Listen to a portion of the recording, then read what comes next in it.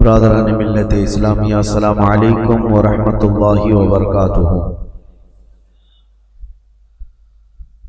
الحمدللہ الحنان المنان الذي خلق الانسان وعلمه البيان، والصلاة والسلام على رسوله سيد الانس والجان وعلى آله واصحابه ذوي الخير والاحسان، اما بعد فاعوذ بالله من الشيطان الرجيم، بسم الله الرحمن الرحيم، قل لا اسألكم عليه اجرا الا المودة في القربى، صدق الله مولانا العظيم وبلغنا رسوله النبي الامين المتين المختار الكريم، ونحن على ذلك من الشاهدين والشاكرين والحمد لله رب العالمين۔ بارگاہ رسالت مواب صلی اللہ تعالی علیہ وسلم میں درود پاک کا ہدیہ پیش کریں۔ اللہم صلی علی سیدنا و مولانا محمد معدن الجود والکرم وآلہ واصحابہ الکرام وابنہ الکریم وبارک وسلم صلاة دائمتا سرمدا ابدا۔ عزیزان گرامی وقار، آج محرم الحرام کی 10ویں شب ہے، اور یہ شب غریباں بھی ہے۔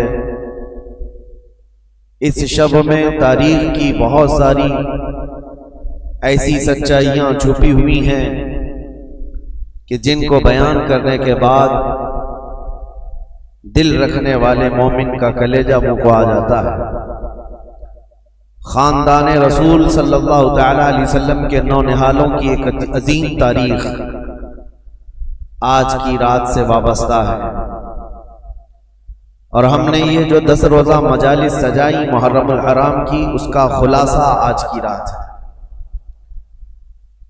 کیونکہ ہر سال یہ 10 مجلسیں جو ہوتی ہیں پہلی محرم سے لے کر 10ویں تک، ہم ان میں الگ الگ موضوعات پر گفتگو کرتے ہیں، اور اس سال ہمارا یہ دستور تھا کہ تاریخ اسلام آپ کے سامنے رکھنی تھی، جو رسول کریم صلی اللہ تعالی علیہ وسلم کی بعثت سے پہلے، آپ کے اعلان نبوت سے پہلے سے لے کر جو عرب کے سیاسی، مذہبی، اخلاقی حالات اور پوری دنیا کے حالات اور دنیا کا، عرب کا جغرافیہ آپ کے سامنے رکھا، اور پھر نبی کریم صلی اللہ تعالی علیہ وسلم کی دعوت سے لے کر اسلام کی نشو و نما، ترویج و اشاعت بیان کی گئی۔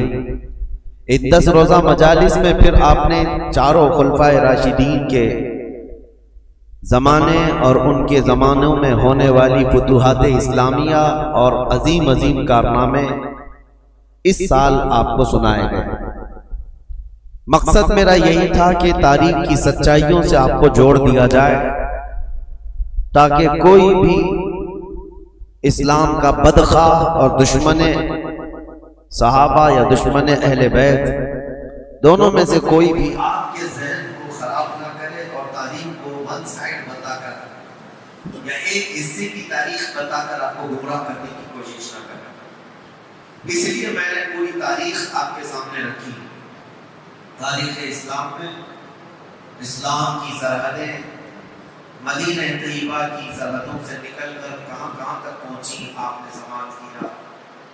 مولا علی کرم اللہ وجہہ الکریم کے زمانے تک 30 سال ہوتے ہیں خلفائے راشدین کا زمانہ، لیکن اسلام افریقہ کی سرحدوں میں، افریقہ کے جنگلات سے بھی نکل چکا، یورپ کی سرزمین پر، ایشیائی کوچر میں، ترکی میں داخل ہو چکا ہے، آذربائیجان، آرمینیا، جارجیا، یہ سارے ان ممالک تک اسلام کی سرحدیں پھیل گئی، حتیٰ کہ حضرت امیر معاویہ کے 20 سالہ دور میں اسلام سندھ اور ہند تک پہنچ چکا۔ یہ تاریخ ہے، اسلام پھیلتا رہا، جس کو علامہ اقبال نے کہا تھا کہ تھمتا نہ تھا کسی سے سیل رواں ہمارا، باطل سے ڈرنے والے ہیں آسمان نہیں ہے، ہم 100 بار کر چکا ہے جو امتحان ہمارا، توحید کی امان سینوں میں ہے ہمارے، آسان نہیں مٹانا نام و نشان ہمارا۔ اسلام کے اس پھلتے پھولتے باغیچے کو دیکھ کر کے ساری دنیا پریشان اور آج تک پریشان ہے، اور اسی پریشانی کا یہ سبب ہے کہ ہر دن ایک نیا حربہ، ہر دن ایک نئی جنگ ہمارے سامنے پیش آتی ہے۔ لیکن میرے عزیزوں، باطل قوتیں جتنے نئے نئے آلے ہمارے خلاف لائیں گے، جتنی جنگیں کھڑے کریں گے، ہر زمانے میں ہم اپنے بچوں کو حسین کی داستان سناتے رہیں گے، ہم کربلا سناتے رہیں گے، تاکہ ہمارے بچوں میں یہ جذبہ ہمیشہ جوان رہے کہ اب کے دور میں آنے والی مصیبتیں یہ کوئی نئی نہیں ہیں، ہمارے آبا و اجداد نہیں، 14 صدیوں سے مسلمان یہ سب جھیلتے آ رہے ہیں۔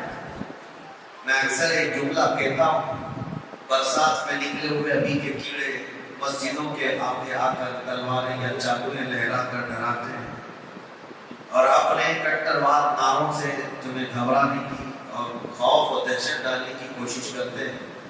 ہو سکتا ہے وہ بچے ڈر جائیں جن کو تاریخ یاد نہ ہو، اور جنہیں تاریخ یاد ہو تو ان کی زبان پر تو یہ شعر آنا چاہیے، ڈل نہ سکتے تھے جنگ میں اگر آ جاتے تھے، عام شیروں کے بھی میدان سے اکھڑ جاتے تھے، حق سے سرکش ہوا کوئی تو بگڑ جاتے تھے، ارے تیز کیا چیز ہے، ہم توپ سے بھی لڑ جاتے تھے۔ ہمیں ان تمام چیزوں سے گھبرانے اور ڈرنے اور خوف کرنے کی ضرورت نہیں ہے۔ عزیزہ نگران اوقات، آج کے دن سے میں نے اعلان جیسے کیا تھا کہ اب تاریخ کو ہم آگے لے کر کے چلتے ہیں۔ امیر معاویہ کی خلافت کا دور، ان کے حکومت کا دور ختم ہوا 60 ہجری میں۔ اب زمان خلافت کس کے ہاتھ میں آئے، ایک بہت اختلافی مسئلہ تھا، کنٹروورشل تھا۔ صحابہ اس وقت تھے اور بڑے بڑے تابعین بھی موجود تھے، لیکن چونکہ آپ نے تاریخ سماعت کی ہے کہ حضرت عثمان غنی کے قتل کے بعد سے حالات کس قدر بدلتے چلے گئے تھے، اور حضرت علی کرم اللہ وجہہ الکریم کا زمانہ خلافت جو 5 سال 5.5 سال چلا، یہ آپسی اختلافات کی نظر ہو گیا، مسلمانوں کی آپس میں جنگیں ہونے لگی، اور اس میں بھاری نقصان ہوا۔ 2 جنگوں میں اگر آپ اندازہ کریں، ایک جنگ میں 12,000 لوگ قتل ہوئے اور دوسری جنگ میں 70,000 لوگ قتل ہوئے، مسلمانوں کی بہت بڑی تعداد کا نقصان ہوا ایسا۔ تو ان کے بعد پھر امیر معاویہ نے 20 سال زمان حکومت کو سنبھالا۔ اب ایک مسئلہ یہ درپیش ہوا، جیسے کہ کل میں نے آپ کو بتایا، حضرت امیر معاویہ نے اپنے انتقال سے پہلے ہی اعلان کر دیا اپنے بیٹے کی خلافت میں، یزید کو اپنا جانشین بنا، اور یہ الزام ان کے سر پر رکھ کر کے امیر معاویہ کو بھی آج تک لوگ طعن و تشنیع کا شکار بناتے ہیں۔ حضرت امیر معاویہ تو بہت برا بھلا کہتے ہیں کہ یہ ساری ذمہ داری امیر معاویہ کے سر جاتی ہے۔ اگر وہ خلیفہ نہ بناتے یزید کو تو نہ کربلا ہوتا، نہ امام حسین شہید ہوتے، نہ ہی اتنے برے حالات ہوتے۔ یہ ساری چیزوں کے ذمہ دار امیر معاویہ ہیں۔ یہ سوال ایسا گردش کرتا ہے کہ ہمارے بھی بھولے بھالے لوگوں کے دلوں میں یہ بات آتی ہے کہ امیر معاویہ کو نہیں کرنا چاہیے تھا، اپنے نالائق بیٹے کو خلیفہ کیسے مقرر کر دیا۔ پہلی چیز تو یہ ہے کہ کوئی ایک روایت بھی ایسی ثابت نہیں کہ جس میں امیر معاویہ یہ جان بوجھ کر کے کہ اس کا فسق و فجور، اس کی نالائقی ان کو معلوم تھی، اس کے باوجود بنایا، ایسی کوئی روایت نہیں۔ ان کے زمانے میں یا ان کے سامنے یزید کا فسق و فجور علل اعلان نہیں تھا، ورنہ تو وہ صحابی رسول ہیں۔ ان کے بارے میں اس طرح کا طعن و تشنیع کرنے سے صحابی رسول کے عدل پر اعتراض اٹھ جائے گا۔ ان کے علم میں یہ چیز نہیں تھی، پہلی بات تو یہ ہے۔ اور اگر سوال یہ ہو ان کے اوپر کہ اگر وہ نہ بناتے تو اتنا سارا معاملہ ہی نہیں ہوتا، تو سوال تو حضور پاک صلی اللہ تعالیٰ علیہ وسلم کی ذات پر بھی تم کرنے لگ جاؤ گے۔ اعتراض کرنے والوں سے کہہ رہے ہیں کہ حضور صلی اللہ تعالیٰ علیہ وسلم تو مخبر صادق ہیں، غیب کی خبریں جاننے والے رسول کریم صلی اللہ تعالیٰ علیہ وسلم کو جبرائیل امین نے یہ امام حسین کے بچپن میں اطلاع دے دی تھی کہ ان کو آپ کی امت قتل کرے گی. یہ روایت تو سنیں نا. بچپن میں امام حسین کی شہادت کی خبر مشہور ہو گئی تھی. تو رسول کریم صلی اللہ تعالیٰ علیہ وسلم کو یہ معلوم تھا کہ امام حسین شہید ہونے والے ہیں. تو کیا یہ نہیں معلوم ہوگا کہ کس کے ذریعے سے قتل ہونے والے ہیں؟ تو یزید کے ذریعے سے اگر امام حسین قتل ہونے والے معلوم ہیں حضور کو، تو حضور صلی اللہ تعالیٰ علیہ وسلم امیر معاویہ کو بلا کے وصیت کر جاتے کہ اے معاویہ، جب تیرے گھر کوئی بیٹا پیدا ہو یزید، اس کو خلیفہ کبھی نہ بنانا ورنہ میرا نواسہ قتل ہو جائے گا. نبی کریم صلی اللہ تعالیٰ علیہ وسلم نے امیر معاویہ کو اس طرح کی کوئی وصیت نہیں کی. تو اعتراض کرنے والے یہ بھی کر سکتے تھے یا یہ بھی کریں گے کہ رسول اللہ صلی اللہ تعالیٰ علیہ وسلم نے وصیت نہیں کی معاویہ کو، جس کی وجہ سے کربلا جیسے حالات پیش آ گئے اور حسین اعظم کا قتل ہو گیا. بلکہ میں تو یہ کہوں گا جن کی عقل ٹھکانے پر نہیں ہے وہ تو یہ بھی اعتراض کریں کہ اللہ کی ذات پر اللہ نے یزید کو پیدا ہی کیوں کیا؟ کیا رب تعالیٰ نہیں جانتا تھا؟ اللہ رب العزت کے علم میں ہر شے ہے. معاملہ یہ ہے میرے عزیزوں، بہت سارے معاملات اگر تم کسی پرٹیکولر ایک ہی آدمی پر اعتراض کرو گے تو یہ حالات اور تقاضے کے مطابق نہیں ہے. بہت سارے معاملات ایسے ہیں جو اس روئے زمین پر صرف امتحان کے لیے لائے گئے ہیں. یہ دنیا دارالعمل ہے، یہ دنیا دارالامتحان ہے. یہاں ہر کوئی اپنا امتحان دینے آیا ہے، اور جو سوالات اس طرح کی گردش کرتے کچھ ان کی طرف سے کچھ ان کی طرف سے. آپ کو پتا ہے اللہ کا کروڑوں احسان ہے کہ رسول کریم صلی اللہ تعالیٰ علیہ وسلم کی حدیث یاد کرو. حضور صلی اللہ علیہ وسلم نے حضرت علی سے فرمایا تھا کہ اے علی، ایک جماعت ایسی ہوگی جو تم سے محبت میں مبالغہ کرے گی، غلو کرے گی، اوور کرے گی اور گمراہ ہو کر دوزخ میں جائے. اور ایک جماعت ایسی ہوگی جو تم سے دشمنی کرے گی، نفرت کرے گی اور وہ بھی دوزخ میں جائے گی.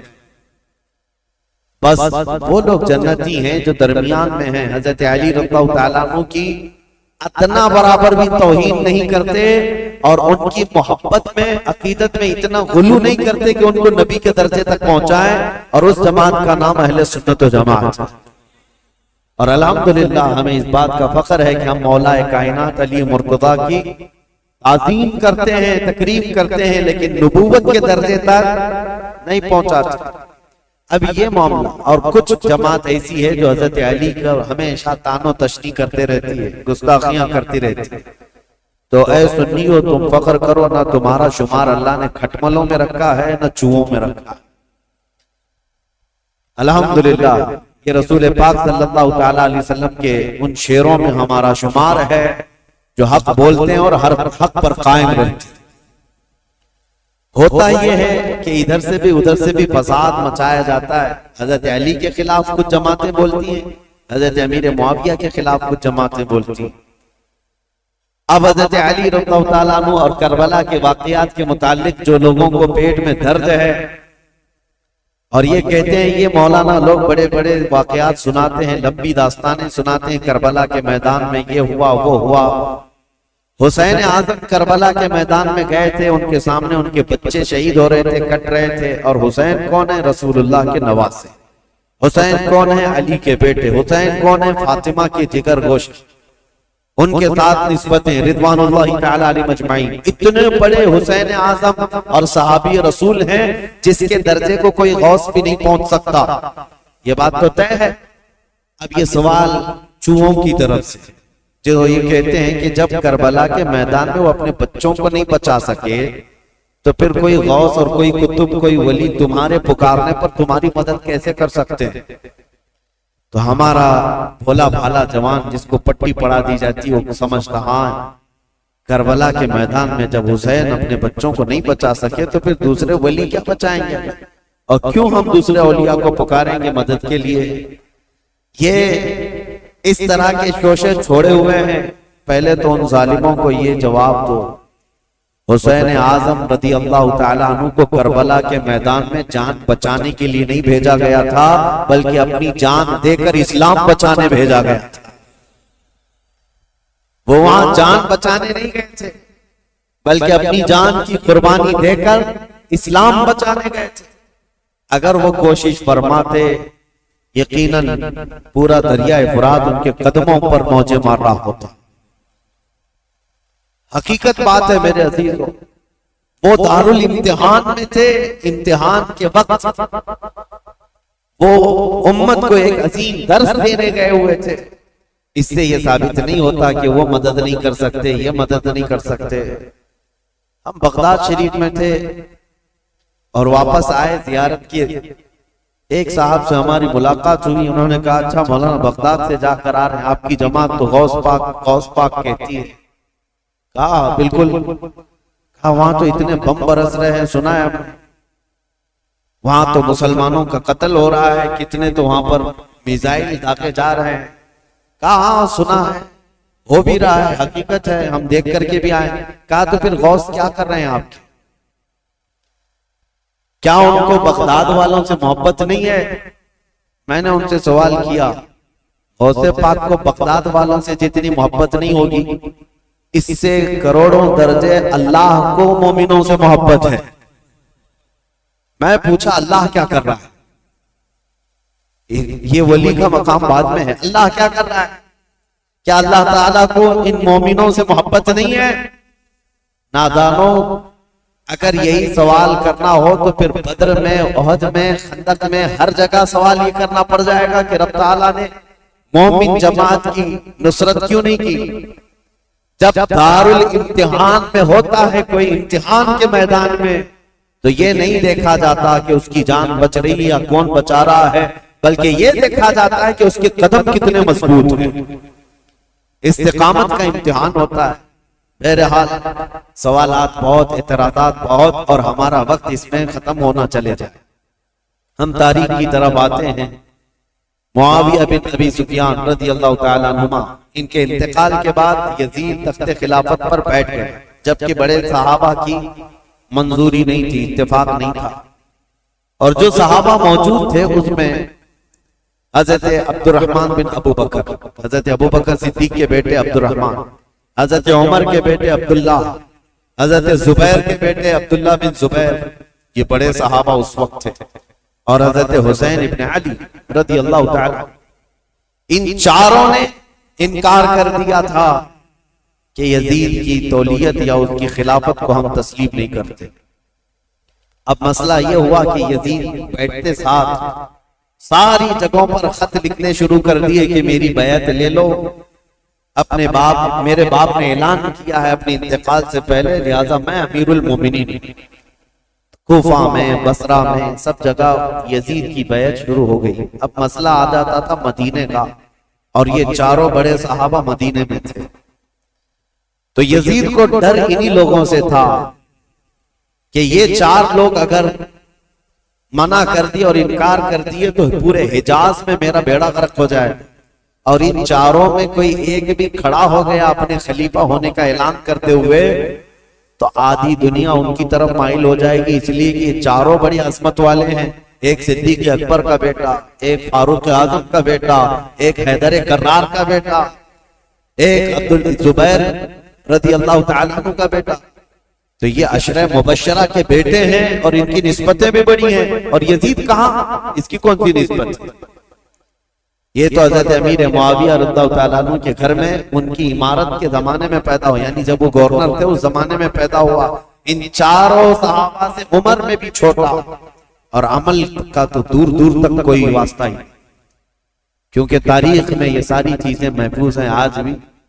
یزید دن رات عیاشی میں مبتلا رہا، کیونکہ اس نے عمارت دیکھی تھی اور مالداری دیکھی تھی، جس کی وجہ سے اس کے فسق و فجور کا سب بعد میں لوگوں کو پتا چلا. جب وہ تخت پر بیٹھا، بندروں کو کھلانا، نچانا، کبوتر بازی کرنا اور باندیوں سے اور غلاموں سے رقص کروانا، یہ ساری چیزیں اس کے ساتھ موجود تھی. اب یہ خبریں جب مشہور ہو گئی تو کیا جو رسول اللہ کے صحابہ ہیں ایسے شخص کو امیر تسلیم کر سکتے تھے؟ جنہوں نے خلفائے راشدین کا زمانہ دیکھا، جو چاروں خلفاء کا زمانہ دیکھے ہوں اور جو خود رسول اللہ کو دیکھے ہوں، تو وہ اس عظیم اسلام کے دامن میں کسی ایسے شخص کو برداشت کر سکتے تھے؟ ہمارا اور تمہارا حال الگ ہے. ہم نے ہر طرح کے امیروں کو دیکھا ہے، ہر طرح کے حاکموں کو دیکھا ہے، چوروں کو بھی دیکھا ہے، ڈاکوؤں کو بھی دیکھا ہے. ہمارے سامنے کسی نئے لیڈر کو لا کر اس کی تعریف کر دی جائے تو ہو سکتا ہے پھسل جائیں، کیونکہ بروں کو ہی دیکھتے آئے. لیکن وہ 4 صحابہ جو مدینے میں ہیں، ان کا حال تو ایسا تھا جنہوں نے رسول اللہ کو دیکھا، جنہوں نے صدیق اکبر کا زمانہ دیکھا اور فاروق اعظم کی عدالت دیکھی ہے، عثمان بن عفان کی سخاوت دیکھی اور حیدر کرار کی شجاعت دیکھی ہے. یہ خلفائے راشدین کا سنہرا دور دیکھے ہوئے صحابہ، ان کے سامنے کوئی آ کر کے یہ کہے، دن رات عیاشی کرنے والا، باندیوں کو نچوانے والا، اب مسلمانوں کا امیر المومنین بن گیا ہے، خلیفہ وقت ہے، کیسے تسلیم ہو سکتا ہے؟ ہوا یہ کہ اس نے بلا کر مشورہ لیا.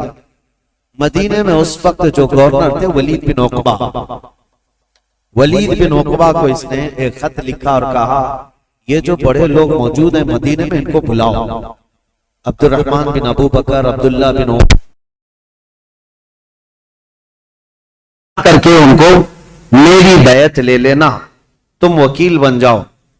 ابھی تک حضرت امیر معاویہ کے انتقال کی خبر مدینے نہیں پہنچی تھی، سب جگہ مشہور نہیں ہوئی تھی. تو یزید کا خط آیا ولید بن عقبہ کے ہاتھ. ولید بن عقبہ ایک نرم دل آدمی تھا، لیکن پڑھتے ہی خط کو کانپنے لگ گیا. کہا یہ تو بہت بڑا کام ہے میرے سر پر جو ڈالا گیا ہے، یزید کو تو یہ لوگ تسلیم کر ہی نہیں سکتے، کیا کیا جائے؟ تو وہ ظالم مروان جس کی تاریخ ہے آپ نے سنا، حضرت عثمان ابن عفان کی مہر جس نے چرائی تھی، ان کے قتل کا جو سبب بنا تھا، مروان موجود تھا. اس سے ولید بن عقبہ نے مشورہ کیا کہ کیا کرنا چاہیے. کہا چاروں کو بلاؤ اور ان کے سامنے یہ مسئلہ رکھو، کہو کہ امیر معاویہ کا انتقال ہوا اور وہ اپنے انتقال سے پہلے اعلان کر کے جا چکے ہیں، ان کا بیٹا خلیفہ ہے، لہٰذا تمہیں یہ بات ماننی پڑے گی اور بیعت کر لو. اگر وہ یہاں پر نہیں مانتے تو ان کا قتل کر دو. مروان نے سیدھے قتل کا مشورہ دیا. یہ بڑے صحابہ کے متعلق ولید بن عقبہ نے کہا ہرگز میں اپنے ہاتھ کو ان کے خون سے رنگین نہیں کر سکتا. پھر بھی اس نے بلوایا. یہ چاروں صحابہ کو جیسے ہی بلایا گیا، حضرت حسین ابن علی رضی اللہ تعالی، اگرچہ مدینے کو خبر نہیں پہنچی تھی حضرت امیر معاویہ کے انتقال کی، لیکن چاروں کو احساس ہو گیا کہ گورنر اگر ہمیں بلا رہا ہے تو یہ ملک شام کی آئی ہوئی کوئی خبر ہے. وہ اپنی تیاری سے ہی گئے تھے. حضرت امام حسین اپنے چند ساتھیوں کو لے گئے تھے اور کہا میں اندر جا رہا ہوں، اگر آواز بلند ہو جائے تو تم آ جانا اور پھر معاملات طے کیے جائیں گے. حضرت حسین، حضرت عبداللہ بن زبیر، عبد الرحمن بن ابو بکر اور حضرت عبداللہ بن عمر، یہ چاروں دارالحکومت میں آئے، گورنر ہاؤس میں.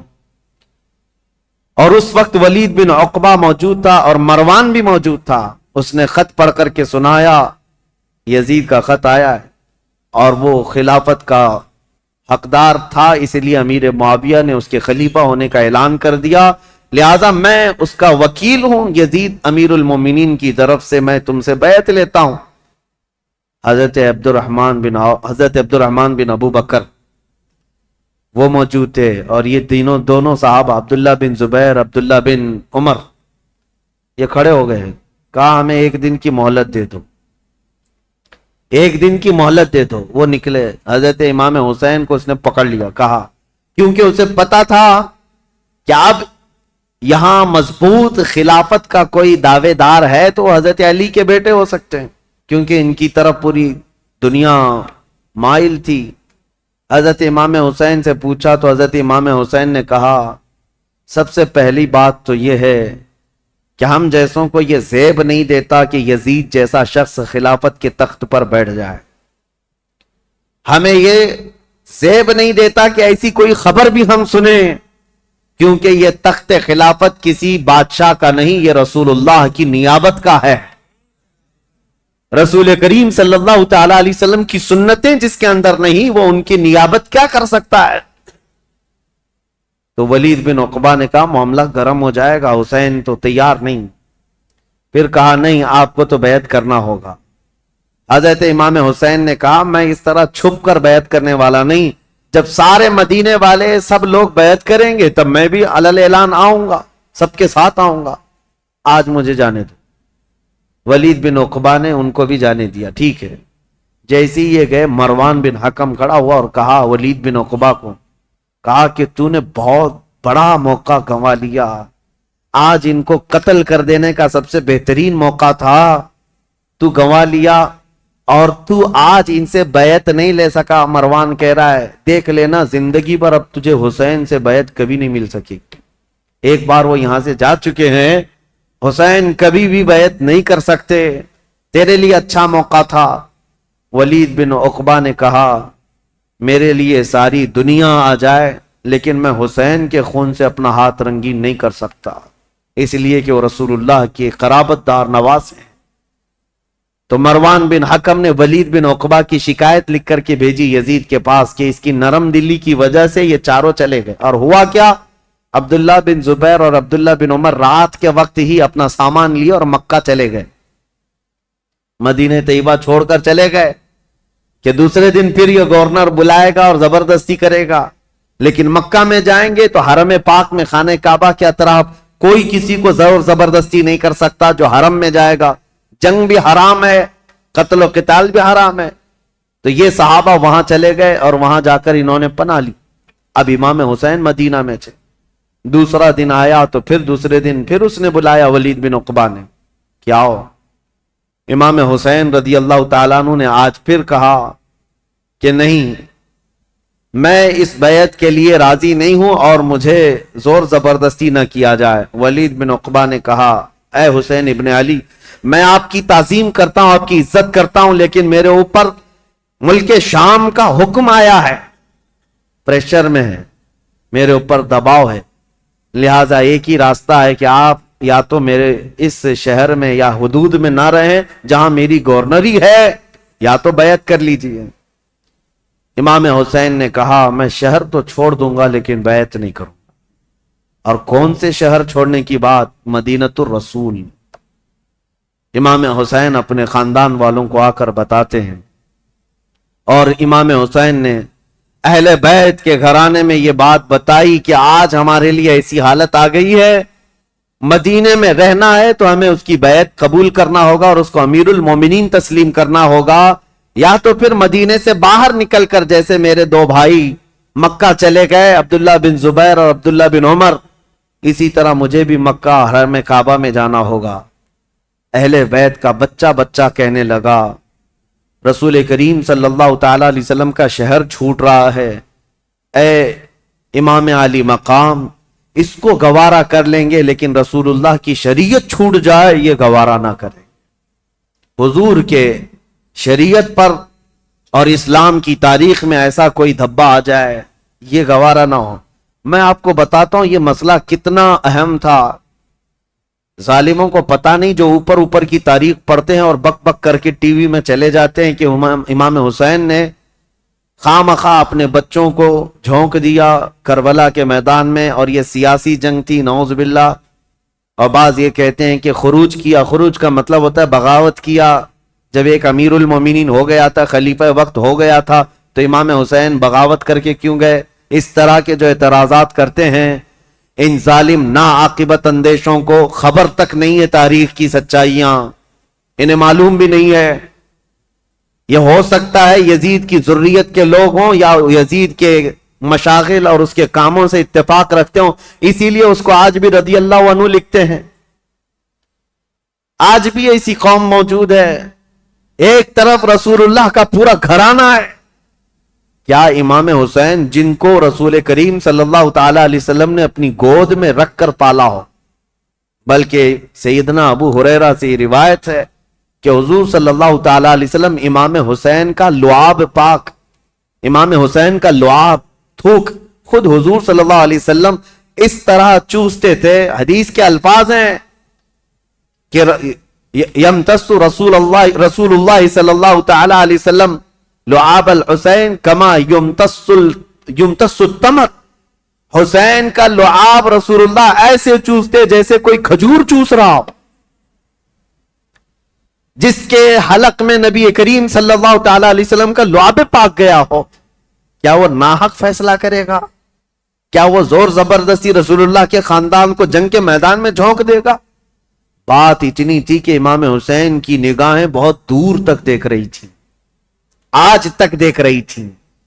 اسی لیے کسی شاعر نے کہا ہے کہ نہ پوچھ وقت ان بے کتاب اور ان بے زبان کتابوں سے، نہ پوچھ وقت ان بے زبان کتابوں سے، جب اذان ہوتی ہے تو سمجھ حسین زندہ ہے. ان اذانوں کو زندہ رکھنے میں اور اماموں کو زندہ رکھنے میں حسین کا نام ہے. حسین کی نگاہ، حسین ابن علی رضی اللہ تعالیٰ عنہ کی نگاہ یہاں تک دیکھ رہی تھی. مسئلہ اتنا نہیں تھا خلافت کا، بلکہ میں تو کہتا ہوں ہر آدمی کے پاس جب یہ آپشن رکھ دیے جائیں کہ آپ کے بچے محل میں رہیں گے، آپ کا فیوچر حسین ہے، وزارت ملے گی، سب کون چھوڑتا ہے؟ اگر امام حسین مان لیتے، جانتے ہو یزید کتنی خاطر مدارات کرتا، امام حسین کے لیے بہت بڑا مقام رکھتا، ان کے لیے نذرانے، وظیفے اور ان کے گھرانے کے لیے شاہانہ انداز میں سارے انتظامات رکھتا. کیونکہ جس سے خطرہ تھا جب وہ اس کے مطیع و فرمان بردار ہو جاتے تو حسین ابن علی رضی اللہ تعالیٰ عنہ کے لیے یزید خزانے کھول دیتا. اور یہ امام حسین کو معلوم تھا کہ میرے مان لینے سے یزید تو میرے لیے خزانے کھول دے گا.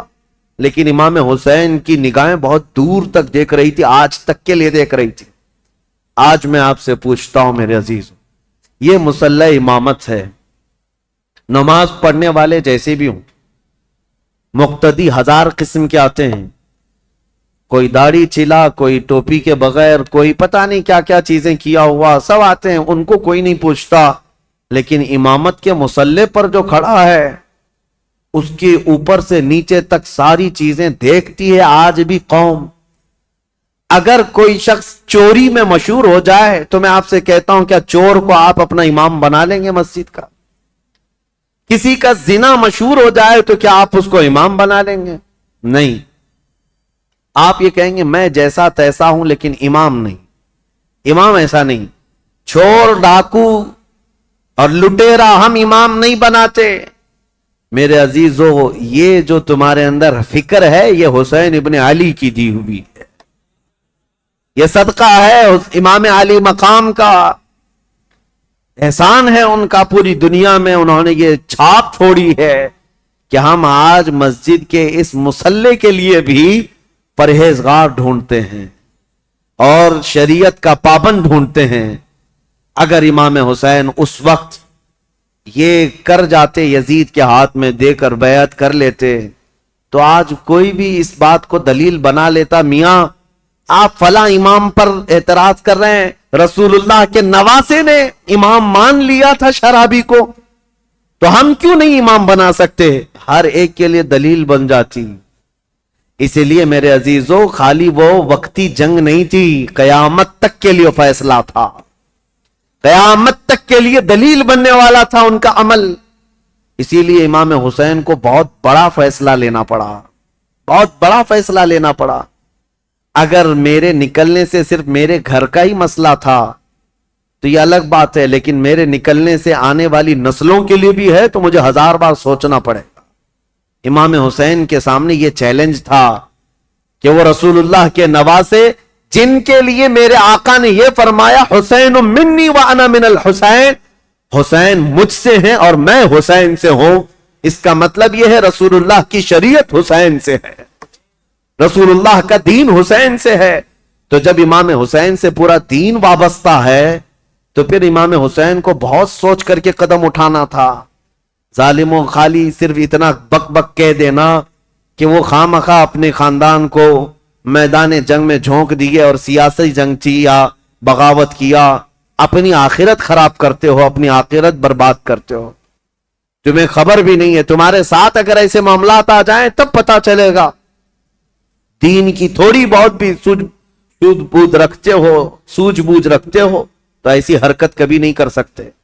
اب امام حسین گھر والوں کو آ کر بتاتے ہیں، گھر والے تیار ہوئے، ٹھیک ہے مدینہ رسول چھوڑ کر جائیں، اور وہ رات بھی آ گئی جب رسول اللہ کا یہ عظیم نواسہ مدینے سے رخصت ہو رہا ہے، جہاں ان کی پیدائش ہوئی 4 ہجری شعبان المعظم کا مہینہ تھا جب امام حسین مدینے میں پیدا ہوئے تھے۔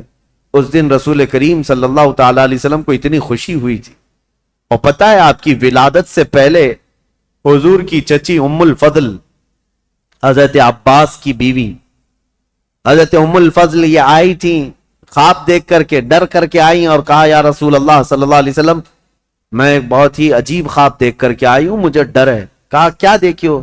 کہا بیان کرنے سے مجھے ڈر لگتا ہے۔ کہا بتائیں تو صحیح خواب کیا ہے؟ تو چچی ام الفضل نے کہا تھا میں نے کل خواب میں دیکھا آپ کے جسم کا ایک ٹکڑا کٹ گیا اور میری گود میں گرا ہے۔ حضور نے فرمایا گھبرانے کی ضرورت نہیں، فاطمہ کے گھر بیٹا پیدا ہوگا اور وہ پرورش کے لیے تمہاری گود میں ڈالا جائے گا، اور فاطمہ کا بیٹا میرے جسم کا ٹکڑا ہے۔ جو رسول کریم صلی اللہ تعالی علیہ وسلم نے جس کو اپنے جسم کا ٹکڑا کہا وہ مدینے میں پروان چڑھا ہے، اور مدینے میں آنکھیں کھولی ہیں، خطبہ رسول کو سنا ہے، حسین پرورش ہے صحابہ کے جھرمٹ میں، ماں فاطمۃ الزہرا اور باپ حیدر کرار، نانا رسولوں کا سردار۔ اس عظیم جوان کو میدان میں اترنے کے لیے اب جو وقت آیا وہ عجیب اتفاق تھا کہ اپنا شہر چھوڑنا ہوا۔ امام حسین کہتے ہیں میرے نانا نے یہ فرمایا تھا کہ ہر نبی اس جگہ دفن ہوتا ہے جو جگہ اسے سب سے زیادہ محبوب ہوتی، لہذا سید الانبیاء جہاں دفن ہے تو مدینہ ان کو سب سے زیادہ محبوب ہے۔ لیکن عجیب اتفاق ہے اے حسین، رسول کا جو سب سے محبوب علاقہ ہے وہ مجھ سے چھوٹا چلا جا رہا ہے۔ امام حسین اپنے خاندان کو لے کر حضور صلی اللہ علیہ وسلم کے روضے پر آئے اور آتے ساتھ رو پڑے، کہا نانا جان یہ وہی شہر ہے جہاں میں آپ کے کندھوں کی سواری کرتا تھا، یہاں کے در و دیوار گواہ ہیں اور یہاں موجود لوگ بھی گواہ ہیں کہ آپ سے جو میری محبت تھی یا مجھ سے جو آپ کی محبت تھی اس کے قصے مشہور ہیں۔ لیکن آج میں مدینے سے رخصت ہو رہا ہوں، اس لیے نہیں کہ مجھے کوئی جائیداد بنانی ہے، صرف اس لیے کہ آپ کے دین پر کوئی آنچ آنے نہ پائے۔ امام حسین حضور اکرم صلی اللہ تعالی علیہ وسلم کے روضہ اطہر سے اجازت لیتے ہوئے نکلے تھے۔ مدینے والے کہتے ہیں وہ عجیب سما تھا کہ مدینے والے دیکھتے رہ گئے۔ اہل بیت کا قافلہ جب نکل رہا تھا، اس میں حضرت امام حسین کے بھتیجے، بیٹے، بیٹیاں، بہن اور کئی لوگ شامل تھے۔ یہ قافلہ بعد میں بڑھتا چلا گیا لیکن مدینے سے نکلنے والے قافلے میں اتنے تھے۔ اور پھر امام حسین اپنی والدہ ماجدہ سیدہ کائنات فاطمۃ الزہرا کی قبر کے پاس آئے اور بے اختیار رو پڑے، اپنی ماں کو آخری مرتبہ سلام کہہ رہے تھے۔ مدینے والے کہتے ہیں کہ حسین کا جانا ہم نے دیکھا تھا، حسین واپس مدینے کبھی نہ آئے، اور مدینے والے روکتے رہے کہ ہم آپ کی بیعت بھی کریں گے اور آپ کی حمایت بھی کریں گے، آپ مدینے سے نہ جائیں۔ کئی لوگ آپ کے جبے کو تھام کر پکڑے ہوئے تھے، کہا ہم آپ کو چلتا پھرتا دیکھتے ہیں تو رسول اللہ کی یاد آتی، ہم آپ کو یہاں محسوس کرتے ہیں تو ہمیں نبی پاک کی خوشبوئیں محسوس ہوتی ہیں، آپ اگر مدینہ خالی کر کے جائیں تو ہمیں بتائیں رسول اللہ کے گھر میں اب بچا کون؟ آپ کے بھائی شہید ہو چکے، امام حسن، آپ کے باپ بھی نہیں ہیں، رسول اللہ کے گھر کی ایک نشانی آپ ہیں اور آپ جا رہے ہیں اور اپنی اولاد کو بھی لے جا رہے ہیں۔ کیا مدینہ رسول اللہ کے گھر سے خالی ہو جائے گا؟ اگر رسول اللہ کا گھر یہاں نہیں ہے تو پھر کس کا گھر رہے گا؟ مدینے والوں کی وہاں پر جو بہتابی تھی، آہو فغاں تھے، یہاں تک کہ وہ لوگ لڑنے کو تیار ہوئے اور تلواریں نکال چکے تھے۔ کہا حسین ابن علی ہماری تلواریں ہیں آپ کے ساتھ ہیں، اللہ کا واسطہ دیتے ہیں آپ نہ جائیں۔ امام حسین نے ایک ہی جملہ کہا میں رہ تو جاؤں گا تمہاری باتوں پر، لیکن کل کو جو عیاش لڑکا بیٹھا ہوا ہے تخت خلافت پر یعنی یزید، یہ مقابلے کے لیے مدینہ بھی فوج بھیج دے گا، اور حرم رسول کو میں مسلمانوں کے خون سے رنگین نہیں کر سکتا۔ نبی پاک کا شہر میری وجہ سے خون آلود ہو جائے، مجھے یہ گوارا نہیں۔ میں میرے نبی پاک کے شہر کا حد درجہ احترام کرتا ہوں، مجھے جانے دو۔ یہ قافلہ مدینے والوں کی آنکھوں سے اوجھل ہو گیا۔ مدینے والے کہتے ہیں راتوں کی نیند غائب ہو گئی، ہمارا چین و سکون غرق ہو گیا۔ ہم اہل بیت کے اس گھر پر آتے تھے جو رسول اللہ کے حجرے سے لگا ہوا تھا، جہاں کبھی سیدہ کائنات فاطمہ الزہرا رہا کرتی تھی۔ حضرت فاطمہ کا وہ مکان جو آج رسول اللہ کی جالیوں کے اندر آ گیا ہے۔ اہل مدینہ کہتے ہیں اس گھر کے اطراف ہم گھومتے تھے، اس لیے کہ ہمیں پتہ ہے اس گھر کی تاریخ، کہ حضور اگر اس گھر کے اندر بیٹھے ہوتے اور قرآن اترنا ہوتا تو جبرائیل دروازے پر کھڑے ہو کر پہلے اجازت لیتے، پھر گھر میں آتے تھے۔ دوسری جگہوں پر جبرائیل امین براہ راست حضور پر وحی لے کر آتے تھے، آیتیں لے کر آتے، لیکن جب فاطمہ الزہرا کے گھر میں حضور ہوتے تھے تو جبرائیل اجازت لے کر آتے تھے۔ اہل مدینہ کہتے ہیں وہ گھر خالی ہو چکا تھا، اس گھر کے اندر اب کوئی نہیں تھا۔ اہل بیت نبوت کا یہ گھرانہ، رسول اللہ کا یہ خاندان سب چل پڑا تھا۔ مدینے والے کہتے بھی تھے کہ کیسا وقت آ گیا کہ آج نبی پاک نے جس مدینے کو عظمت کا بلند مقام دے دیا، اس مدینے میں ان کے ہی گھر کے لوگ رہنے کے لیے آج پریشان کیے جا رہے ہیں، ستائے جا رہے ہیں، اور یہاں سے ہجرت کرنے پر مجبور کیے گئے۔ امام حسین ابن علی رضی اللہ تعالیٰ اپنے خاندان سمیت نکل کر کے مکہ مکرمہ پہنچے۔ شعبان المعظم کا مہینہ تھا، تقریباً 4 تاریخ تھی جو حضرت امام حسین کی پیدائش کی تاریخ۔ جب تقریباً 4 شعبان کی تاریخ 4 شعبان کو مکہ مکرمہ میں داخل ہوئے، مکہ والوں نے شاندار استقبال کیا۔ عبداللہ بن زبیر بھی وہاں تھے، عبداللہ بن عمر بھی وہاں تھے۔ انہوں نے کہا حسین ابن علی آپ آ گئے مدینے سے سلامتی کے ساتھ، اہلاً و سہلاً مرحبا، آپ کے لیے مبارکبادی ہو۔ ولید بن عقبہ سے، مروان بن حکم سے، یزید سے آپ نے جان بچا لی، اب امن و امان میں آپ رہیں۔ مکہ مکرمہ میں یہ خاندان نبوت، اہل بیت کا گھرانہ خوشحالی کے ساتھ رہ رہا تھا۔ لیکن برا ہو ان کوفی شیعوں کا۔ شیعان علی ایک جماعت ہے جو بعد میں چل کر شیعہ کہتے ہیں نا، شیعہ کا مطلب حمایتی۔ حضرت علی رضی اللہ تعالیٰ عنہ کے حمایتیوں کی ایک جماعت تھی، شیعان علی ان کو کہا جاتا تھا، جو کوفہ میں رہتے تھے، برسوں سے حضرت علی کے زمانے سے تھے، کیونکہ حضرت علی نے بھی دارالخلافہ کوفہ کو بنایا تھا، اور حضرت علی کے بعد امام حسن بھی وہاں رہے کوفہ میں، اور اس کے بعد وہ ہجرت کر کے مدینے چلے گئے، تب پھر امام حسین بھی گئے تھے۔ تو کوفہ والوں کا تعلق حضرت علی کے گھرانے سے پہلے سے تھا۔ اور امام حسین کی یہ تاریخ میں آپ کو بتاتا ہوں کہ جب امیر معاویہ یعنی حکومت کر رہے تھے، اس وقت بھی کوفہ والے امام حسین کو خط لکھ کر بلا رہے تھے کہ امیر معاویہ کو معزول کر دیتے ہیں، آپ آ جائیے۔ امام حسین نے منع کیا، کہا کہ میں پھر سے وہ عظیم جنگیں دیکھنا نہیں چاہتا ہوں جو میرے باپ کے زمانے میں ہوئی ہیں۔ تو حضرت امام حسین گئے نہیں، امیر معاویہ کے زمانے سے کوفہ والے خط لکھ رہے تھے، آپ آ جائیے۔ اب جب امیر معاویہ کا انتقال ہو گیا اور یزید تخت خلافت پر بیٹھ گیا تو کوفہ والوں نے ایک میٹنگ کی۔ کوفہ عراق کا ایک شہر ہے، عراق میں آج بھی وہ شہر موجود ہے، اور جتنے اہل بیت سے محبت کرنے والے لوگ تھے سب جمع ہوئے اور میٹنگ کیا، اور وہ ایک شخص کے گھر میں میٹنگ ہوئی جس کا نام مسلم بن سرد بتایا گیا ہے، اور وہ شخص سارے لوگوں کو جمع کر کے کہتا ہے دیکھو امیر معاویہ کا تو انتقال ہو گیا اور یزید بیٹا ہے، تم سب کی رائے کیا ہے؟ کیا علی کے بیٹے حسین خلافت کے سب سے زیادہ حقدار نہیں ہیں؟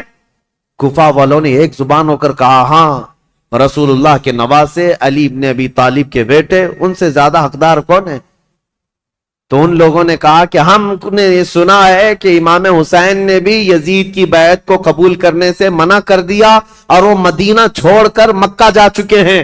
اے لوگوں تمہارا کیا خیال ہے ہم حسین ابن علی کو یہاں بلا نہ لیں؟ ہم کوفہ بلا لیتے ہیں اور یہاں بلا کر ان کی خلافت کو تسلیم کرتے ہیں, ان کے ہاتھ میں بیعت کر لیں گے اور پھر دھیرے دھیرے پورا حجاز امام حسین کے ہاتھ پر بیعت کر لے گا, پورا عرب بیعت کر لے گا اور یزید کو ہم اتار دیں گے تخت خلافت سے. تو کوفہ والے اس بات پر سب اتفاق, اور پھر سارے لوگوں نے مل کر کے خط لکھا امام حسین کے نام پر. عبداللہ بن صبح حمدانی نام سے ایک شخص تھا, اس کے ہاتھ میں خط دے کر بھیجے جس میں کوفہ کے بڑے رئیس اور ذمہ دار جو لوگ تھے, وہاں کے جو سردار تھے, ان کی دستخطیں تھیں, ان کی مہریں لگی ہوئی تھیں. یہ خط رمضان کی 10 تاریخ کو آیا. کہاں؟ مکہ مکرمہ میں. مکہ مکرمہ میں امام حسین کے پاس یہ خط آیا تو امام حسین نے دیکھا, اس میں یہ لکھا ہوا تھا, کوفہ والوں نے لکھا تھا, اللہ کی حمد و ثنا کے بعد, حضور کی صلاۃ و سلام کے بعد کہا امیر معاویہ کا انتقال ہو گیا اور ان کے بعد یزید جیسا فاسق و فاجر شخص بیٹھا ہے, لہذا ہم اس کی امارت اور اس کی خلافت کو نہیں تسلیم کرتے. اے علی کے بیٹے حسین, آپ تشریف لے آئیں, ہمارے سر پر کوئی امام نہیں ہے, آپ تشریف لائیں, ہم آپ کے ہاتھ پر بیعت کرتے ہیں. یہ خط کا مضمون تھا. امام حسین رضی اللہ تعالیٰ عنہ نے یہ حرم کعبہ میں اس خط کو پڑھا, اس کے بعد لوگوں سے پوچھا, اب سنیے, کوئی ایک شخص نے بھی اس بات پر رضامندی کا اظہار نہیں کیا. جو بڑے صحابہ تھے انہوں نے کہا کوفہ والوں کی بات پر کبھی یقین نہیں کیا جا سکتا, یہ غدار لوگ ہیں, دھوکہ دے دیتے ہیں, یہ غدار لوگ ہیں, دھوکہ دیتے ہیں. آپ کے باپ کو بھی کوفہ میں شہید کیا گیا, آپ کے بھائی کو بھی شہید کیا گیا ہے, اب آپ وہاں کیوں جانا چاہتے ہیں؟ مت جائیں, مکہ آپ کے لیے امن و امان کے ساتھ. حضرت امام حسین نے ان خطوط کو نظر انداز کر دیا, لیکن 2-3 دن کے بعد تقریباً 53 یا 55 لوگ کوفہ سے چل کر کے مکہ مکرمہ آئے اور طواف کعبہ کے بعد سب امام حسین کے پاس نظر و نیاز لے کر کے آئے اور اس کے بعد پھر خطوط لے کر آئے, کوفہ والوں کے حالات بتائے. امام حسین نے دوبارہ صحابہ سے مشورہ کیا کہ کیا کرنا چاہیے, تب پھر صحابہ نے وہی بات کی, کوفہ والے غدار قسم کے لوگ ہیں, طبیعت کے اندر ان کے استقامت نہیں, کسی ایک بات پر جمتے نہیں ہیں, آپ مت جائیں. دوسری مرتبہ بھی امام حسین صبر کر کے رہ گئے. رمضان کا مہینہ ختم ہونے کو آیا, تقریباً خطوط کا سلسلہ جاری رہا, اتنے کہ 10,000 کے قریب لوگوں نے امام حسین کو دعوت دی, اور اخیر میں یہ دعوت دی کہ اے حسین ابن علی, کل قیامت کے دن اگر اللہ تعالی ہم سے یہ سوال کر لے کہ فاسق و فاجر معاویہ کے بیٹے سے تم نے بیعت کیسے کی, اس کو امیر کیسے بنایا, تو ہم اللہ کی بارگاہ میں قیامت میں یہ جواب دیں گے کہ اے رب العالمین, ہم نے تو رسول اللہ کے نواسے کو بلایا تھا مگر انہوں نے انکار کیا, تو ہمارے پاس کوئی چارہ نہیں تھا, اس لیے ہم نے یزید کی بیعت کر لی. یہ تو ایموشنل بلیک میلنگ ہے. بہت سارے لوگ آج ہمیں یوں بولتے ہیں پروگرام کی تاریخ دے دیجئے نہیں تو پورا علاقہ دیوبندی ہو جائے, پروگرام کی تاریخ دے دیجئے نہیں تو یہاں ایسا ہو جائے. میرے عزیزو, تمہارے ذمے بھی تو کچھ ہے, تمہارے ذمے بھی تو کوئی چیزیں ہیں. امام حسین نے اس خط کو پڑھنے کے بعد پھر سارے لوگوں سے مشورہ کیا اور اس کے بعد کہا اب میرے لیے اتمام حجت کرنی ہوگی, یعنی مجھے تو جانا ہی ہوگا کیونکہ انہوں نے قیامت کا واسطہ دے دیا ہے. تو 1000 لوگوں نے مکہ مکرمہ میں آپ کو روکنے کی کوشش کی, آپ نہ رکے, حتیٰ کہ ذی الحجہ کا مہینہ ہے, حج کے لیے سارے قافلے مکہ آ رہے ہیں, مکہ مکرمہ آ رہے ہیں, اور امام حسین یہاں سے نکلنے پر تلے ہوئے ہیں. لیکن اس سے پہلے امام حسین رمضان سے لے کر ذی الحجہ تک یہ بحث مباحثہ ہوتا رہا, اور عام بات نہیں ہے, عام بحث و مباحثہ نہیں ہے. عبداللہ بن زبیر جو صحابی ہیں نا, امام حسین کی جماعت کے ساتھ لڑنے کو بھی آ گئے تھے. یہ محبت کی لڑائی ہے, دشمنی کی نہیں, کہ میں تمہیں مکہ سے باہر جانے نہیں دوں گا, اس کے لیے وہ تلوار نکال کر کھڑے ہو گئے تھے.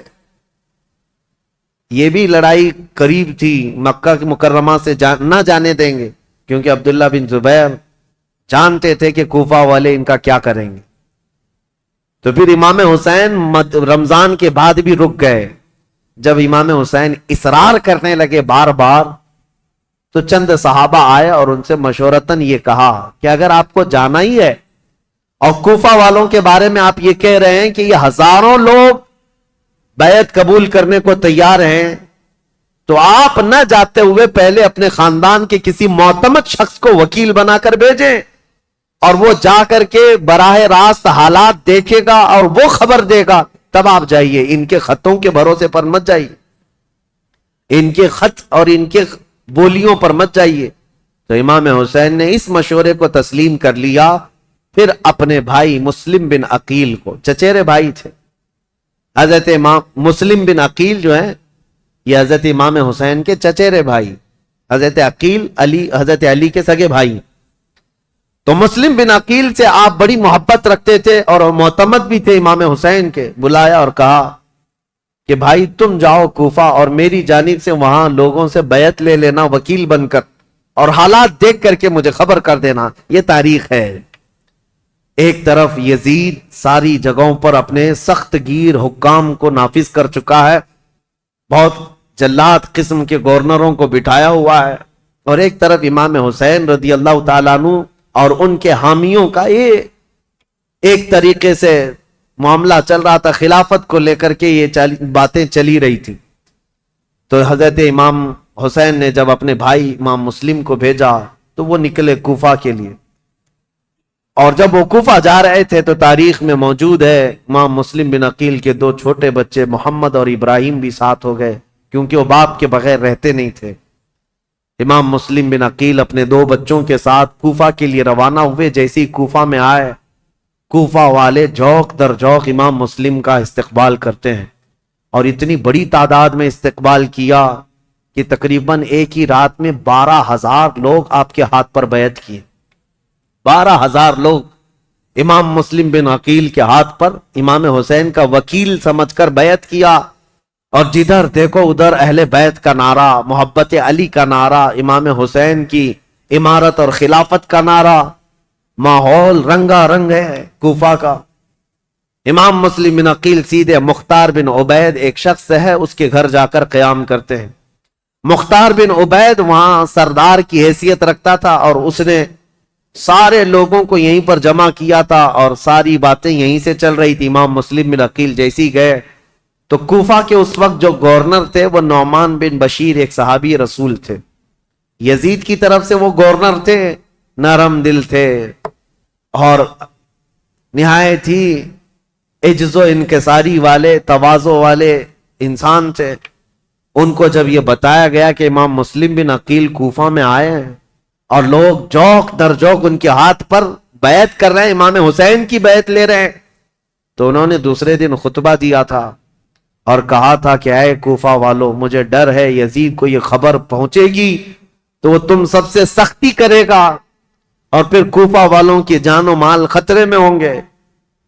تو وہاں پر ایک شخص بیٹھا ہوا تھا جو یزید کا چمچا تھا، اس نے نعمان بن بشیر سے کہا آپ تو بڑے کمزور آدمی ہیں، مسلم بن عقیل کو بلا کر مار ڈالو، ختم کر دو، قتل کر دو، معاملہ ہی ختم ہو جائے گا۔ نعمان بن بشیر صحابی ہیں، کہتے ہیں اے ظالم تو کس انداز سے مجھے مشورہ دے رہا ہے؟ کہا تب تو پھر آپ کمزور لوگوں میں، ذلیل لوگوں میں، عزت والے لوگوں میں نہیں ہیں۔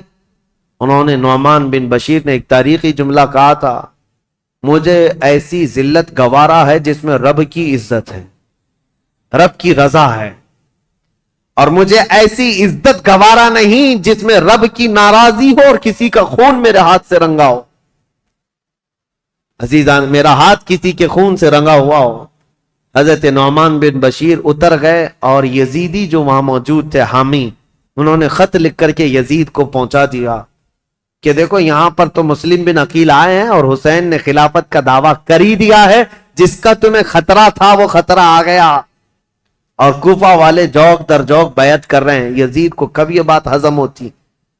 وہ تو کب سے تیاری کر رہا تھا، بلکہ اس کے باپ حضرت امیر معاویہ بھی اس کے تخت خلافت پر بیٹھنے کے لیے تیاریاں کیے ہوئے تھے، کئی لوگوں سے بات چیت کیے ہوئے تھے، حالات سازگار نہیں ہوئے، تب تو ان کا انتقال ہو ہی گیا۔ یزید زور سے، طاقت سے کئی لوگوں کو اپنا ہم نوا بنا رہا تھا، اور جب اسے پتا چلی گیا جس بات کا مجھے خطرہ تھا وہ خطرہ تو آ ہی گیا کہ خلافت کا دعوے دار علی کا بیٹا ہو سکتا ہے، اسے خطرہ تھا۔ اور حضرت امام حسین کی خلافت کا کوفہ والوں نے پہلے ہی اعلان کر دی، ابھی امام حسین نے اعلان نہیں کیا، کوفہ والوں نے یہ اعلان کر دیا، اور اپنے ہاتھ سے سب لوگوں نے بیعت کرنا شروع کر دیا تھا۔ ایک بات یاد رکھو میرے عزیزوں، اپنے اندر اللہ کے نبی صلی اللہ علیہ وسلم کی محبت ایسی بساؤ کہ ظالم جو خواب دیکھتا رہتا ہے نا ڈر کے مارے، وہ خواب کبھی نہ کبھی سچا ہو ہی جاتا ہے۔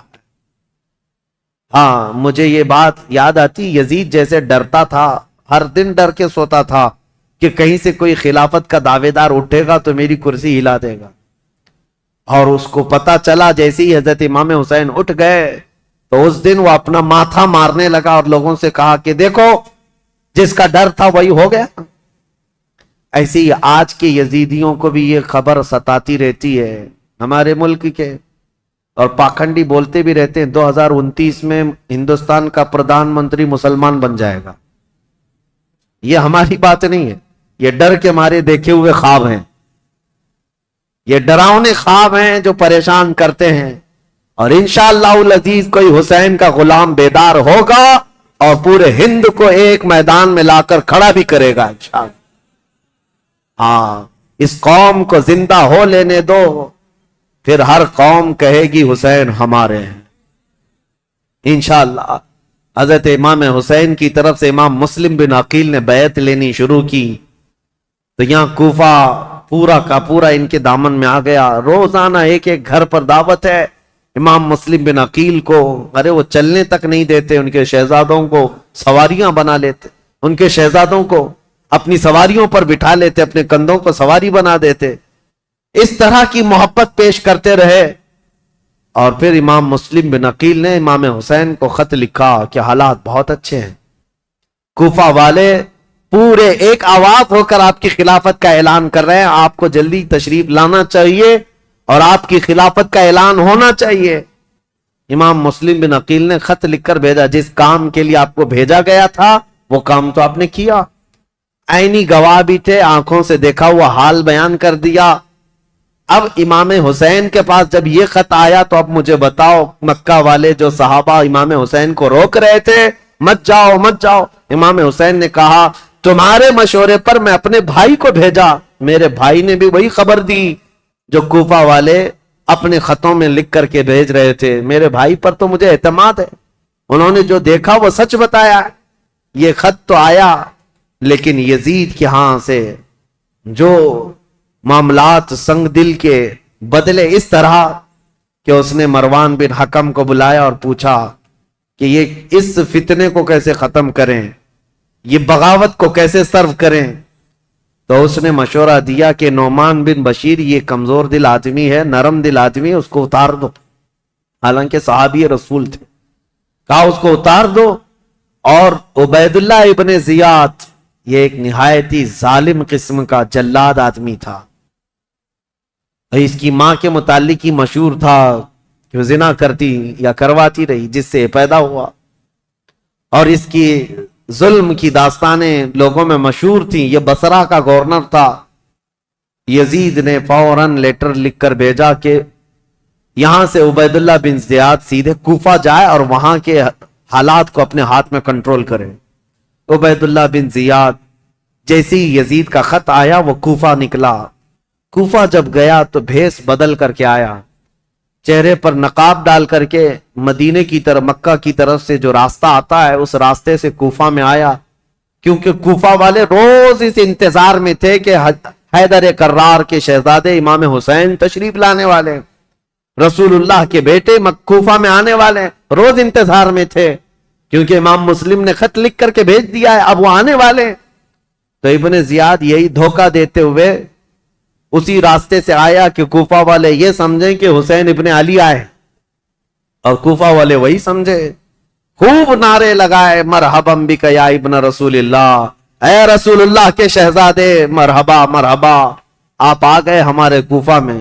یہ ظالم کچھ بھی نہیں جواب دیتا تھا، پردہ ڈالے ہوئے جلوس میں چلتا رہا اونٹنی پر بیٹھ کر، اور جب دارالخلافہ پہنچا یا گورنر ہاؤس پہنچا تو وہاں پہنچتے ہی گورنر ہاؤس میں اندر گیا، دروازہ بند کیا، چھت پر کھڑے ہو کر پھر خطبہ دیا۔